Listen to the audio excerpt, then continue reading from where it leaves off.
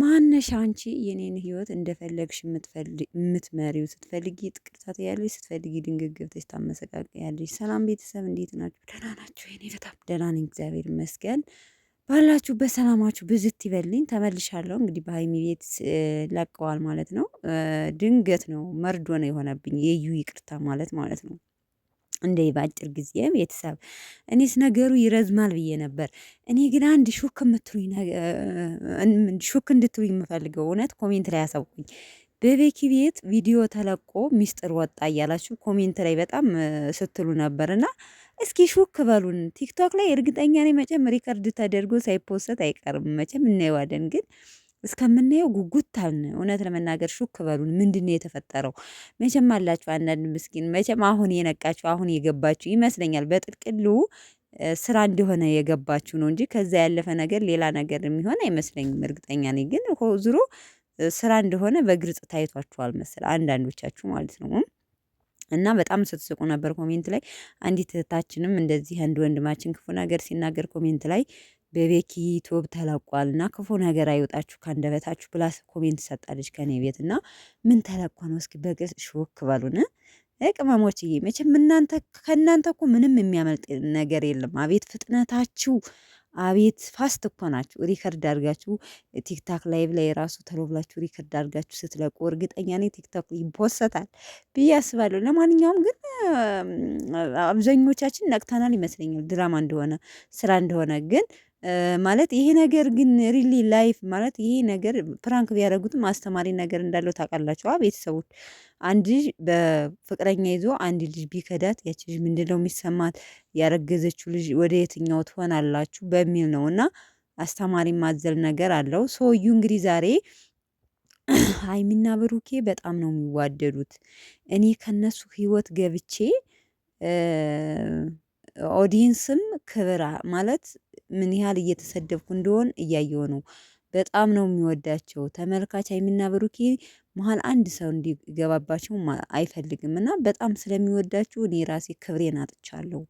ራሴን ተጠላው፣ ጥላት አፈራው እንጂ ምንም ያመጣሁት ነገር የለም። ስለዚህ ሀይሚና ብሩኬ እንድትለያዩብኝ አልፈልግም።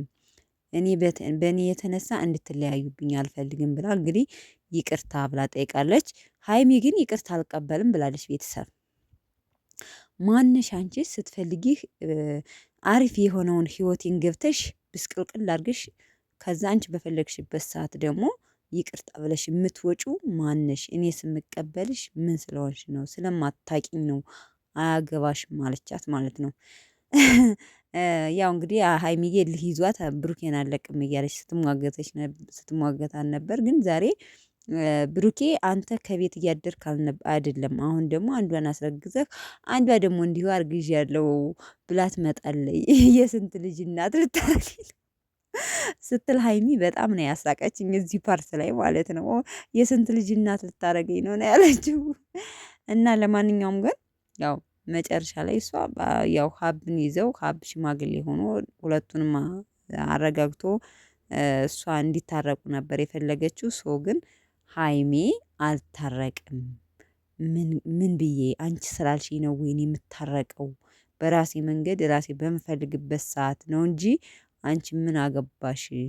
ስትፈልጊ ህይወቴን ታበሰቃቀያለሽ፣ ስትፈልጊ ደግሞ ይቅርታ ብለሽ ትወጫለሽ። ማንሽ ብላ በጣም ተናዳ እንግዲህ ብሩኬንም ልክ ልኩን ነግራው ስነ ስርዓት እንከባበር እያለ ብሩኬም አብዷል። ያው በጣም ተነጋገሩ እንግዲህ ሀይሚ መጨረሻ ላይ ሄደች ማለት ነው። እና ሀብ በጣም ሰድዋቸዋል። እናንተ በጣም በቃ እማትረቡ ናችሁ ማለት የሆነ ምን ልበላችሁ ብዙ ነገር ተናግሯቸዋል እንደ ትልቅ ወንድም ማለት ነው። ለማንኛውም ግን በጥቅሉ ማለት ነው እንኳን አንዳንድ የዋሆች ምስኪኖች አላችሁና ፕራንክ መሆኑ የገባችሁ ብሩኬና ሀይሚ እንደማይለያዩ ያወቃችሁ። ምክንያቱም በብሩኬና በሀይሚ መለያየት ልለያዩ ነው። ብሩኬ ልጅን አባት ሊሆን ነው፣ ወደ ልጁ ነው የሚሄደው። በቃ ቅመሟን ሊተዋት ነው፣ ቅመሟ ትሰቃይብናለች ብላችሁ ብዙ ልጆች የምታለቅሱ ልጆች አላችሁ ከአንጀታችሁ።